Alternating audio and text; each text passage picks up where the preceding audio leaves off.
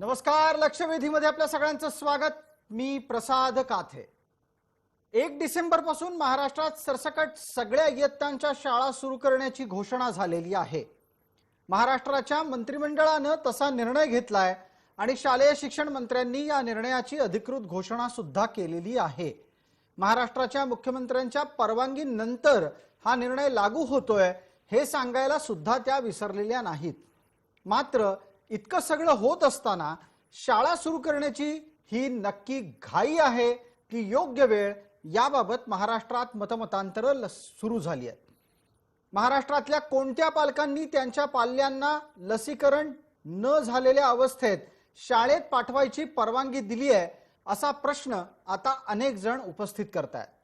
दुसऱ्या बाजूला शाळांच्या नियमावलीचं काय, हाही प्रश्न अनुत्तरित आहे. शाळा 1 डिसेंबरला सुरू होतील, त्यानंतर नियमावली लवकरच घोषित होईल असं म्हटलं जात असेल तर शाळांनी कोणत्या नियमांच्या आधारे शाळा चालवायच्या? कोरोनाच्या संदर्भातले नियम हे जसे लहानांना आहेत, मोठ्यांना आहेत, तसेच ते शिक्षक आणि शिक्षकेतर कर्मचाऱ्यांना सुद्धा आहेत. या सगळ्यांच्याकडून मोठ्या वर्गाच्यासाठी नियमाची अंमलबजावणी सोपी आहे.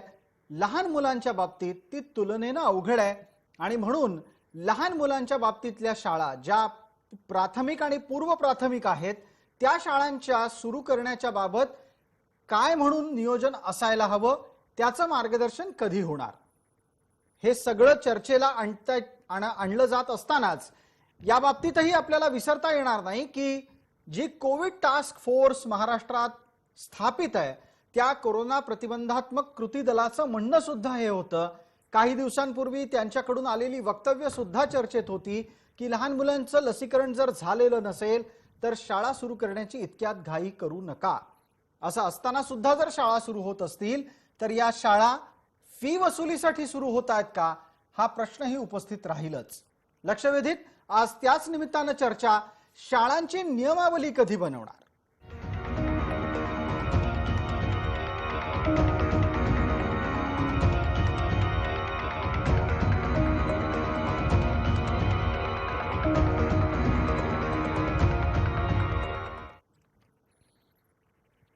चर्चेमध्ये आपल्याबरोबर सहभागी होत आहेत मवियाचे प्रतिनिधी आणि काँग्रेसचे प्रवक्ता डॉक्टर राजू वाघमारे.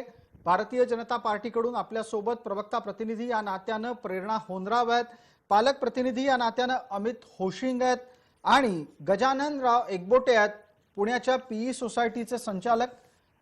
पुण्याहून आपल्यासोबत ते जोडले गेलेले आहेत. सर्व मान्यवरांचे आपण या चर्चेमध्ये स्वागत करूयात. माझा पहिला आणि थेट प्रश्न आत्ताच्या घडीला डॉक्टर राजू वाघमारे यांना आहे. राजू वाघमारे, आपल्याला स्वतःला मनापासून हे पटतंय का की मुलांचं लसीकरण झालेलं नसताना 1 डिसेंबर पासून शाळा सुरू करायच्या, शाळा सुरू करायची नियमावली तयार नसताना 1 डिसेंबर पासून शाळा सुरू कशा करायच्या? सगळ्यात पहिला प्रश्न तसा की असा आहे की शाळा करण्याच्या बाबतीतली नियमावली जो आहे तो पूर्णपणे सुरू आहे. त्या प्रोसेसचे संपूर्णपणे तयारी शिक्षण खातं करतंय. त्याच्यामुळे ती नियमावली जी आहे ती लवकरच शाळांना मिळेल याच्यात वाद नाही. पण पूर्वी सांगितल्याप्रमाणे की ज्यावेळी करोनाचे निर्बंध आहेत आणि करोनाच्या निर्बंधातून आपण जरी मुक्त झालो तरी काही गोष्टींचं पालन आपल्याला करणं भाग आहे. त्याच्यामध्ये मास्क आला, त्याच्यामध्ये हात धुणं आलं आणि या सगळ्या गोष्टींचा विचार करून त्या पद्धतीने शाळा सुरू कराव्यात. आता शाळा सुरू करण्यासाठी पालकांचं मत विचारात घेतलं का, तर संपूर्ण महाराष्ट्रातला जो सर्वे करण्यात आला त्या सर्वेमध्ये पालकांचं मतही लक्षात घेण्यात आलं की कोणत्या आपण शाळा सुरू करायच्या की नाही. मेजॉरिटी पालकांनी त्याबाबत सहमती दाखवली, इतर संस्थांनी सहमती दाखवली. म्हणून याच्या अगोदर घेतलेले निर्णय होते ते पण कॅन्सल करण्यात आले. इतर राज्यांमध्ये जे करोना बाधित आपल्यासारखे होते इतर राज्यातल्या शाळा सुरू झालेल्या आहेत आणि सगळ्यांचं सर्वसाधारण मत मेजॉरिटीचं आहे की शाळा सुरू होणं आवश्यक आहे. आपण सांगताय बहुमताचं मत हे सध्या शाळा सुरू करण्याचं आहे. संस्था चालकांचं असेल, पालकांचं असेल किंवा सरकारनं ज्यांच्याशी चर्चा केली त्यापैकी त्या बहुमताचं ते मत असू शकतं. आपण त्या मताचा आदर केलात आणि शाळा सुरू करण्याचा निर्णय घेतलात असं सांगता आहात.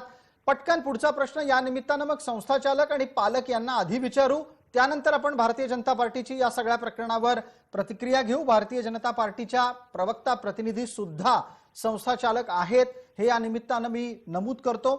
पटकन पुढचा प्रश्न गजाननराव एकबोटे यांच्यासाठी आहे. गजाननराव, आधी आपण आपला माईक सुरू करा, त्यानंतर आपलं म्हणणं मांडणार आहात.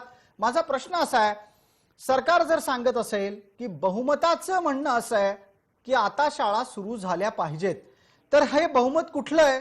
तुमच्याशी सरकारनं चर्चा केली आहे का? आणि तुम्ही जर चर्चा तुमच्याशी झाली असेल तर तुम्ही सरकारला काय सूचना दिल्या होत्या? नाही, ह्याच्या बाबतीत सरकारने आमच्याशी काही चर्चा केलेली नाही. परंतु ह्या निर्णय हा इतका अचानकपणे शासनाने जाहीर केला की शाळांना तयारी करायला सुद्धा वेळ मिळालेला नाही, किंवा त्यांचं ते इन्फ्रास्ट्रक्चर मध्ये करोना अप्रोप्रिएट बिहेवियर साठी काय काय इन्फ्रास्ट्रक्चर मध्ये बदल करावे लागतील, याला आम्हाला 4-5 दिवसच वेळ मिळालेला. एकदम काल आपलं कॅबिनेटचा डिसिजन झाला परवा, आणि तो निर्णय मिळाला 1 तारखेपासून सुरू करा. थोडा वेळ द्यायला पाहिजे होता. आणि गव्हर्नमेंटने एसओपीच याच निर्गमित केल्या असत्या, त्यानंतर 7 दिवस आम्हाला दिले असते, तर मग त्याच्याप्रमाणे पालकांना निरोप देणं, पालकांच्या सभा घेणं, विद्यार्थ्यांना तसं कळवणं. कारण शाळा या सुरू व्हायला पाहिजेलच. विद्यार्थ्यांचे अपरिमित नुकसान त्या करोनाच्या काळात झालेलं आहे, त्याचाही सर्वे आम्ही केलेला आहे. की जसं वाघमारे साहेब म्हणाले की पालकांचं सर्वेक्षण करण्यात आलं, त्यांनी शाळा सुरू करण्याकडे कल दिलाय. परंतु या करोनाच्या काळामध्ये इतकं अपरिमित नुकसान झाले, त्याच्याबद्दल आहे. ऑनलाईन शिक्षण काही एवढं इफेक्टिव्ह झालेलं नाही, त्याचंही कळलेलं आहे. कालच आमच्या स्वतःच्या मॉडर्न हायस्कूलमध्ये आम्ही 10वीच्या मुलांची परीक्षा घेतली. तो शोकांतिका असे की जे पूर्वी अर्धा-1 तास लागायचा लिहायला पेपर, तो 2 तासात सुद्धा पुरत नाही. मुलांची लिहिण्याची सवय पूर्णपणे तुटलेली आहे. मुलांना काही आठवत नाही, ते पेपरमध्ये व्यवस्थितपणे लिहिता येत नाही, अशी परिस्थिती 10वी-9वीच्या विद्यार्थ्यांची झालेली आहे. आता प्राथमिक शाळांचं तर काय अवस्था असेल आपल्याला कल्पनाच करत नाही. अगदी गजाननराव, आपण अत्यंत महत्वाचं निरीक्षण मांडलं आणि हे विद्यार्थ्यांच्या नजरेतून होतं, पालकांच्याही नजरेतलं आहे. गजाननराव, या निमित्तानं आणखीन एक मुद्दा आपल्यापर्यंत आणतो, तो असा आहे की अपुरा वेळ तुम्हाला दिला गेलेला आहे शाळा सुरू करण्याच्यासाठी.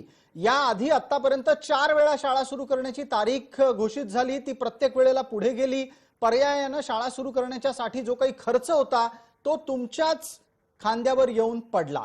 आत्ताच्या घडीला जेव्हा असं म्हटलं जात आहे की शाळा 1 तारखेपासून काहीही करून सुरू करायच्या आहेत, शिक्षकांची तयारी झाली आहे का? शिक्षकेतर कर्मचाऱ्यांची तयारी झाली आहे का? लहान मुलांना 2 वेगळ्या वेळांना बोलवण्याच्या संदर्भातल्या वेळापत्रकाची तयारी झाली आहे का? आणि अतिशय थेट आणि स्पष्ट प्रश्न असा आहे, प्रॅक्टिकली व्यावहारिक दृष्ट्या 1 तारखेपासून शाळा सुरू करणं शक्य आहे का? शेवटच्या प्रश्नाचं पहिल्यांदा उत्तर देतो की 1 तारखेपासून शाळा सुरू होणं शक्य होणार नाही. हे पहिलंच उत्तर माझं लक्षात ठेवा जी, कारण 4-5 दिवसच मिळालेले आहेत. आता दुसरा प्रश्न असा आहे की शासनाने हे विचारात घेतलं पाहिजे की विद्यार्थ्यांना जी जाण्या-येण्याची व्यवस्था असते ती वाहनं असतात. हे पुण्यामध्ये रिक्षा आहेत, काही बसेस आहेत. आता त्या रिक्षावाल्यांना तरी कळवायला तरी आम्हाला वेळ पाहिजे. आणि पूर्वी एकेका रिक्षामध्ये 7-7, 8-8 विद्यार्थी बसायचे. आता करोनाच्या काळात एवढे विद्यार्थी कुठून बसवणार? बसमध्ये कसं बसणार? करोनाचं अप्रोप्रिएट बिहेवियर कसं करणार? ती सुद्धा आम्हाला प्लॅनिंग पालकांशी चर्चा करून करावं लागणार आहे. आणि म्हणून शासनाने थोडं एसओपीज जेव्हा देणार आहेत मधल्या काळामध्ये एसओपी जाहीर करून हे सगळं आम्हाला निश्चित करण्यासाठी वेळ द्यायला पाहिजे होता. 7 ते 15 दिवस म्हणजे मग. आणि हळूहळू ह्याच्यामध्ये कसं आहे, एक पटकन मग या निमित्तानं प्रश्न उपस्थित करतो, कारण चर्चेत ही बाब वारंवार समोर आणली जाते की पुरेसा वेळ नाहीये संस्था चालकांकडे. राजू वाघमारे, याचंही उत्तर आपल्याकडून लागेल. संस्था चालक स्वतः सांगतायत की अत्यंत अपुरा वेळ तयारीसाठी हातात दिलेला आहे. शाळा सुरू होते म्हणजे अनुषंगिक अनेक छोट्या छोट्या गोष्टी सुरू होतात.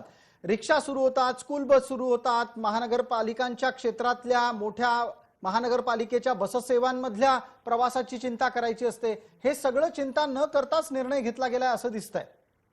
राजू वाघमारे, नाही, पहिली गोष्ट असं काहीच नाही आहे. याच्यापूर्वी पण 2दा शाळा सुरू करण्यावरून शाळा सुरू होईपर्यंत आलेलं, मग परत लाट चालू झाल्या, त्याच्याप्रमाणे आपण थांबलो. ICMR सांगितलेल्या गाईडलाईन आहेत, इतर राज्यांच्या गाईडलाईन आहेत, त्याच्याप्रमाणे आपण करतोय.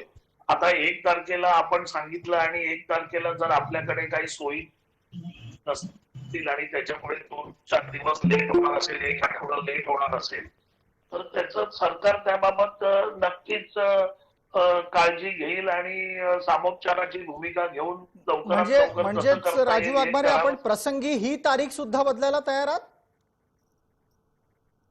नाही नाही नाही, तुम्ही शब्दांचा वेगळा अर्थ काते साहेब करू नका, जी कारण आपल्याला ती सवय आहे.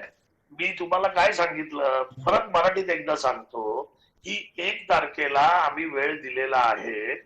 उद्या आता आदरणीय सरांनी सांगितल्याप्रमाणे काही संस्था चालकांना त्या सोयी करता आल्या नाहीत किंवा काही जणांचं ते काम झालं नाही, तर ते जर झालं नाही तर 1च्या तारखेच्या ऐवजी उद्या 3-4 दिवस वाढले, 5 दिवस तयारीला लागले, तर सरकार त्याबाबत नक्कीच सकारात्मक भूमिका घेणार आहे. कारण ही वेळ जी आहे ही शाळांवर पण पहिल्यांदा ही वेळ आली. अच्छा, थोडक्यात आपल्याला असं सुचवायचं आहे की 1 तारखेला एखादी शाळा सुरू झाली नाही तर सरकार सहृदयतेनं त्या शाळेच्या संस्था चालकांशी वागेल.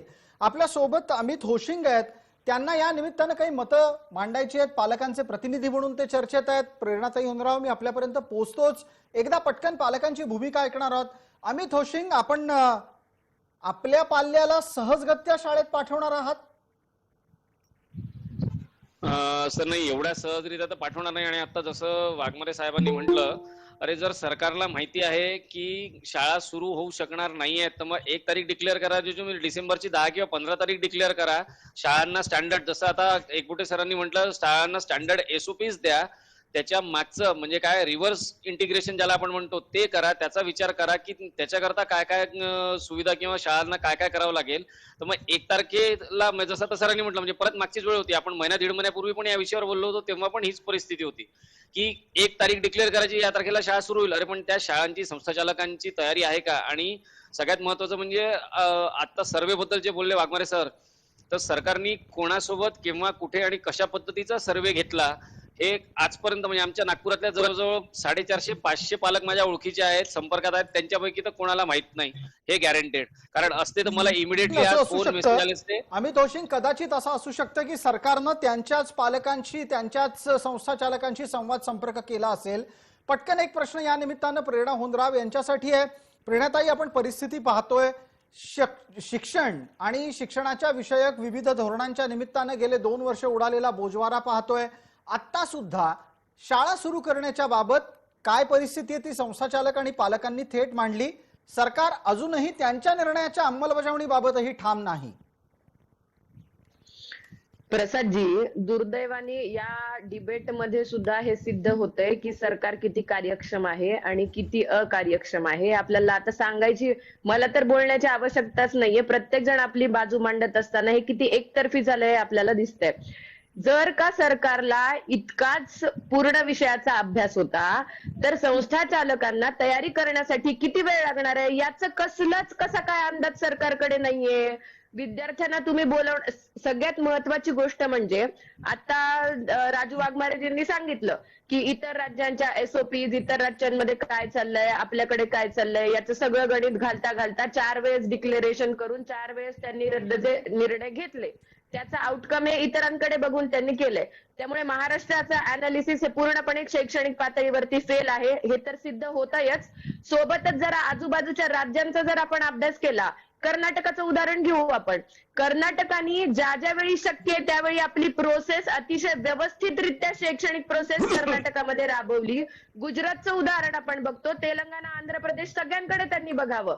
आणि आज महाराष्ट्राची झालेली दुर्दशा पालकांची आणि विशेषत्वाने मला खंत करावीशी वाटते विद्यार्थ्यांचं अतोनात झालेलं नुकसान, याच्यासाठी वारंवार अभ्यास शून्य असलेला महाराष्ट्र सरकार आणि त्या अनुषंगाने त्यांच्या ऍक्टिव्हिटीज पुढे आल्यात.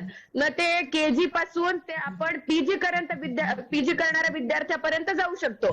MPSC मध्ये झालेले गोंधळ, वारंवार पुढे ढकलल्या गेलेल्या तारखा. प्रेरणा होनराव, आपल्या मुद्द्यांवर डॉक्टर वाघमारेंनाही आक्षेप आहेत आणि त्यांना त्याचं उत्तर आपण मागूच. तत्पूर्वी एक आणखीन प्रश्न, तुम्ही स्वतः मराठवाड्यातल्या संस्था चालक आहात, तुमच्यापर्यंत तरी सरकार पोहोचलं का? तुम्हाला विचारलं का की काय प्रकारची वेळ लागू शकते, किती वेळ तुम्हाला हवाय, कशा प्रकारची तयारी आपल्याला करायला हवी? आणि याच्या पलीकडे जाऊन एक प्रश्न आहे जो संस्थाचालक या नात्यानं संवेदनशील आहे, तो म्हणजे असा की मोठ्या प्रमाणात संस्थाचालकांनी सरकारवर दबाव आणलाय की फी मिळत नसेल तर सरकारनं ती फी त्यांना मिळवून द्यावी, याच्यासाठी काही करा, आम्हाला फी देता येत नाही तर तुम्ही शाळा सुरू करा, असं उत्तर कुठेतरी शोधलं जातंय.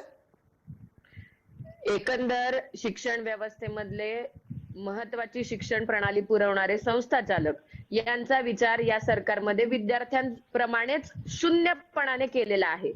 वारंवार 4 ते 5 वेळेस संस्थाचालकांना सांगण्यात आलं की आपण शाळा महाविद्यालय सुरू करणार आहोत. त्यांना त्यांची तयारी करायला लावली. आर्थिक नियोजनाच्या बाबतीमध्ये संस्थाचालकांनी ज्यावेळी प्रश्न उपस्थित केले त्यावेळी सरकारकडनं शून्य प्रतिक्रिया संस्थाचालकांना मिळाली. आणि दुर्दैवाने यांनी कुठल्याच प्रणालीचा अभ्यास न केल्या कारणाने विद्यार्थ्यांच्या बरोबरीने संस्थाचालकांचंही मोठ्या प्रमाणावर नुकसान केलंय.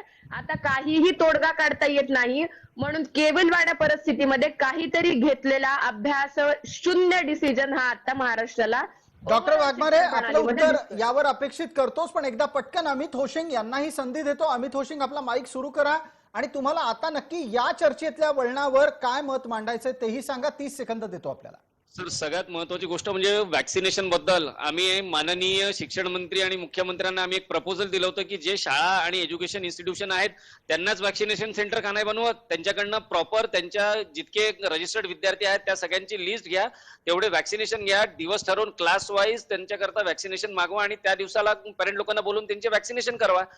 आज याला 6.5 महिने झाले आहेत, त्यांच्या डिपार्टमेंटकडनं काहीही उत्तर आलेलं नाही आहे. म्हणजे आता वॅक्सिनेशन उपलब्ध आहेत पण लोक घ्यायला तयार नाही किंवा लोक घ्यायला जात नाही. मग असं असताना समजा तुम्हाला मुलांना शाळेत पाठवायचं आहे तर मग तुम्ही शाळा कॉलेजेसलाच वॅक्सिनेशन सेंटर बनवून तुम्ही त्याच्यात पोरांना वॅक्सिनेशन का नाही देत? मग अमित होशिंग, आपल्याकडे ज्या ज्या मुलांचं म्हणण्यापेक्षा खरं तर कोणाच 18 वर्षाखालच्या मुलाचं लसीकरण झालेलं नाहीये, मग त्या मुलांना शाळेत पाठवलं जाणार आहे का? तुम्हाला वाटतं मुलं येतील शाळेत, पालक त्यांना धाडसानं शाळेत पाठवतील?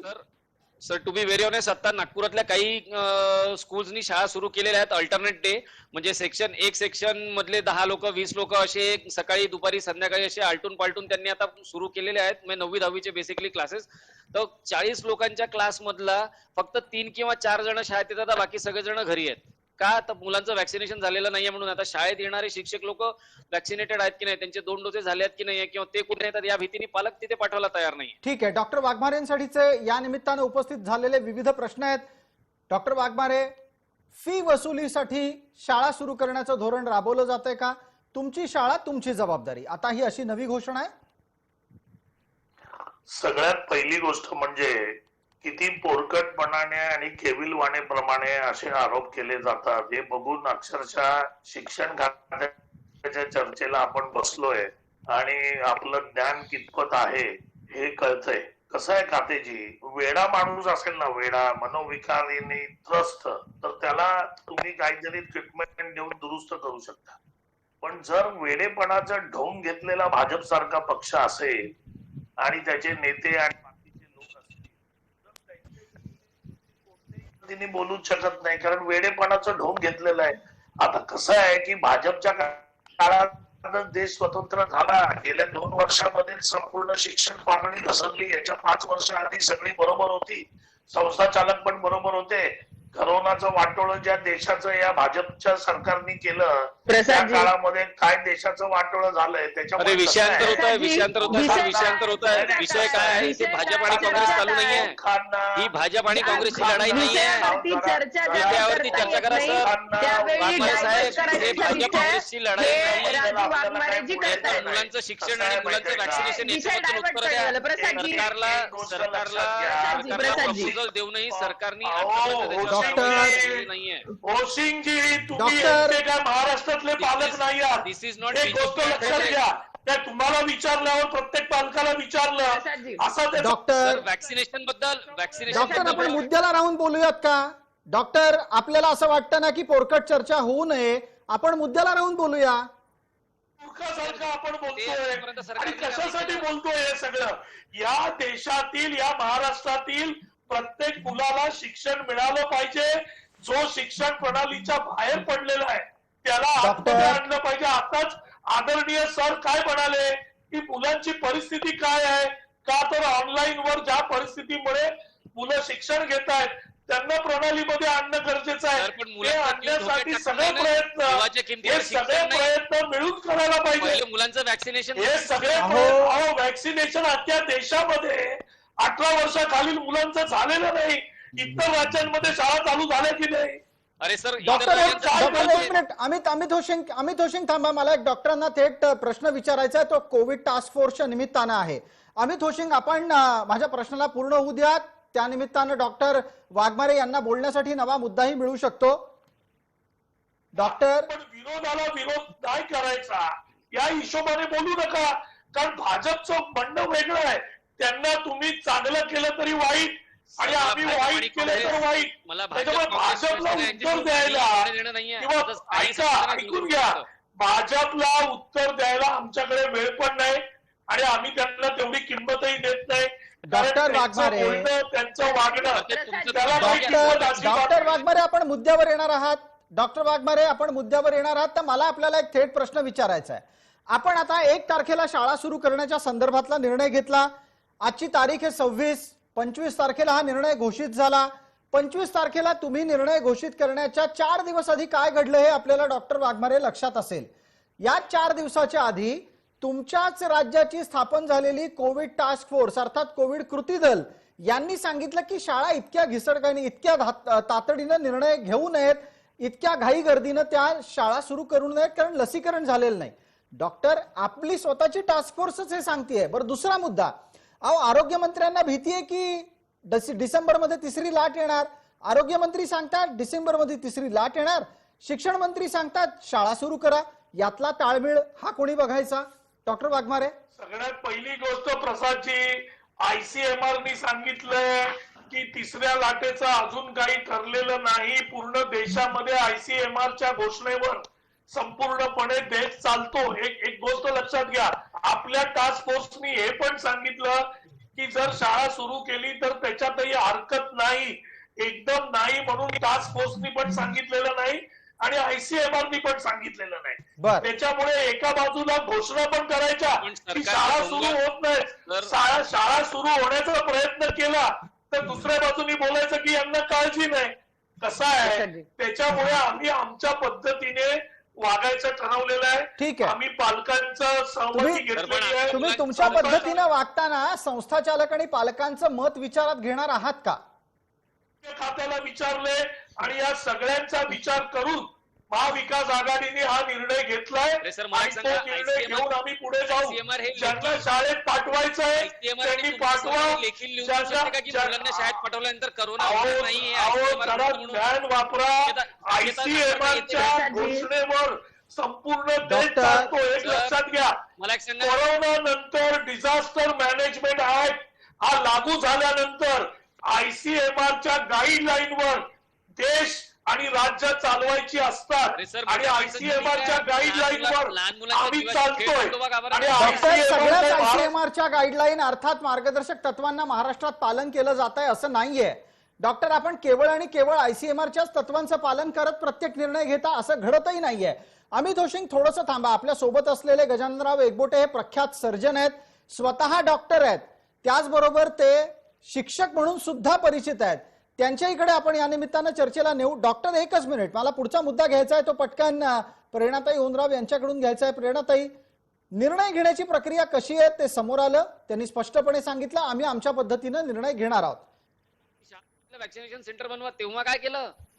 तेव्हा तर काही करायला पाहिजे. तुमचं प्रपोजल ते व्हॅलिड पाहिजे, त्या प्रपोजल प्रमाणे व्हॅक्सिन मिळालं पाहिजे. ICMR घेऊ शकत नाही.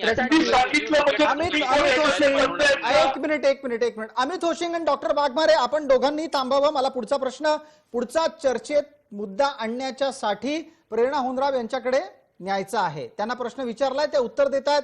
आपल्या दोघांचाही आवाज नाही तर मला थांबवावे लागतील. माझी विनंती आहे, कृपया थांबा. प्रेरणा होनराव, पटकन बोला. प्रसादजी, आपले ज्या विषयावरती चर्चा व्हायची आहे त्याऐवजी फक्त स्वतःच म्हणणं आता सांगता येत नाहीये आणि बोलण्यासाठी मुद्दे नाहीत म्हणून मनोरुग्ण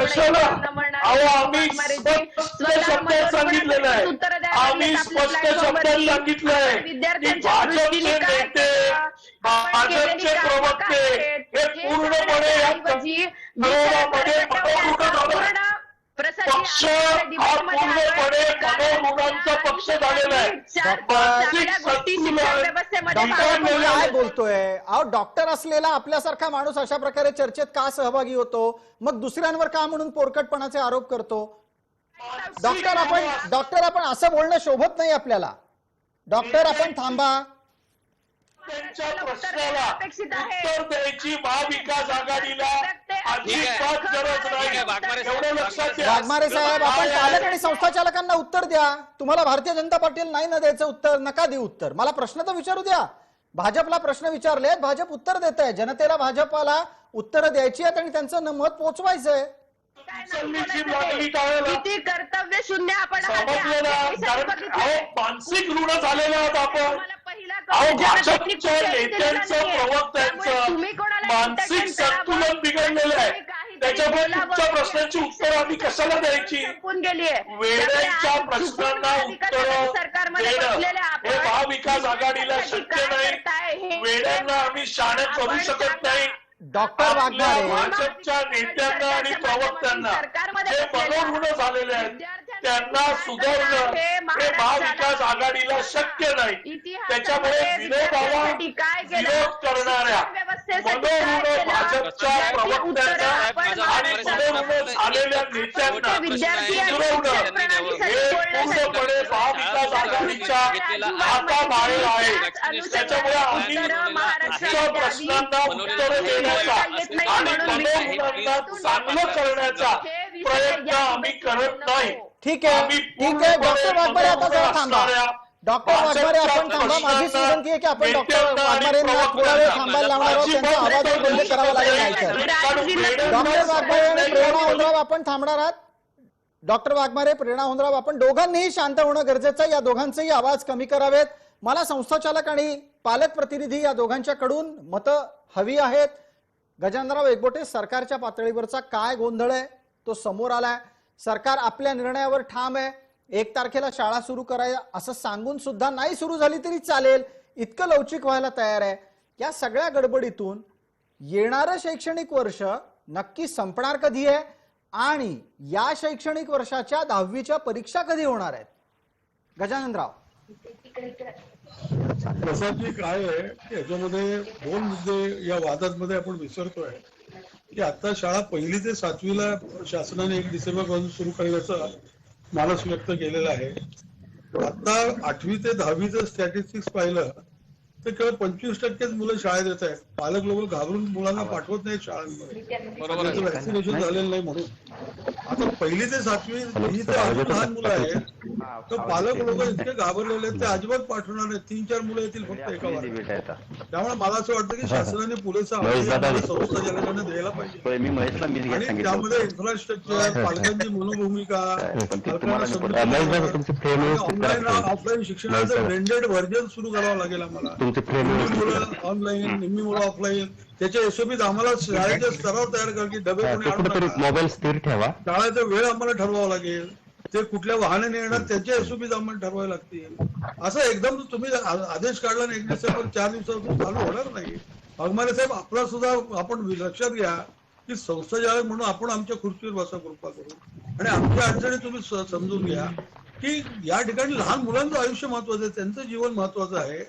आपण आपल्या वादामध्ये पक्ष वगैरे ते बाजूला राहतो, पण लहान मुलांचं 1ली ते 7वीतली मुलं आहेत. अजून करोना देशामध्ये आहे. आपल्या करोना पूर्णपणे गेलेलं नाही, त्याचं उच्चाटन झालेलं नाही आणि पालकांना शेवटी 5 वर्षाची 6 वर्षाची मुलं घाबरून कशी पाठवू दे. आता 8वी ते वाघमारे साहेब 8वी ते 10वीचं स्टॅटिस्टिक मी सांगतो किंवा 11वी 12वीचे सांगतो 20 ते 25% विद्यार्थी सुद्धा येत नाहीत शाळा ज्युनियर कॉलेजमध्ये. गजानन, या निमित्तानं एका प्रश्नाचं उत्तर मला हवं होतं, जो प्रश्नही मी आपल्याला विचारला होता.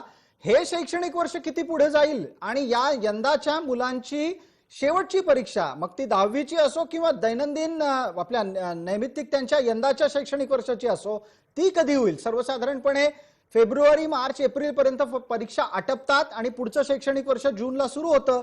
यंदाचं शैक्षणिक वर्ष हे जवळपास 3 महिने आणखीन पुढे जाण्याची शक्यता व्यक्त होतीये. प्रसादजी, 10वीची परीक्षा ही वेळेवर होईल ऑफलाईन, पण लोकांची पालकांची मानसिकता अशी आहे की पहिली ते 9वी जी परीक्षा आहे त्या परीक्षा न घेताच विद्यार्थी परत पुढच्या वर्षी जाण्याचं शासन निर्णय घेईल काय, आणि म्हणून त्या मुलांना पाठवत नाही शाळेमध्ये. बर, ते म्हणतात मग असं पास होणारे परीक्षा न बसता तर कशाला शाळेत पाठवायचं. अगदी आपण एक पटकन मग अमित होशिंग यांना संधी देतोय. वेळेची मर्यादा आहे. अमित होशिंग, आपण वेळेची मर्यादा पाळा आणि पटकन सांगा, यंदाच्या 10वीला असलेल्या विद्यार्थ्यांनाही शाळा सुरू करणं न सुरू करणं आणि आता त्या ऑफलाईन पद्धतीनं परीक्षेला सामोरं जाणं याचाही मोठा फटका बसू शकतो का? हो सर, बसू तर शकतोच, गॅरंटेड. आणि या सगळ्या विषयात माझा वाघमारे सरांना माझा फक्त एकच प्रश्न आहे की शासनाने जसा शाळा सुरू करण्याचा निर्णय घेतला आहे तर तसाच मुलांच्या वॅक्सिनेशनचा काही प्लॅन बनवलेला आहे का, आणि असेल तर तो प्लीज डिस्क्लोज करावा, कारण शाळानंतर आमच्या मुलांचा जीव हा सगळ्यात महत्वाचा आहे. त्यांच्या ठीक आहे, जीवाशी पालक या खेळायचा नात्याने अधिकार आपली आहे. भूमिका पोहोचली. आपण चर्चेत थोड्या वेळापूर्वी सुद्धा ही भूमिका वारंवार मांडत होता. डॉक्टर वाघमारेंकडे त्याचं उत्तर असेल तर आपण डॉक्टरांना तशी संधी देऊ. डॉक्टर वाघमारे बोला.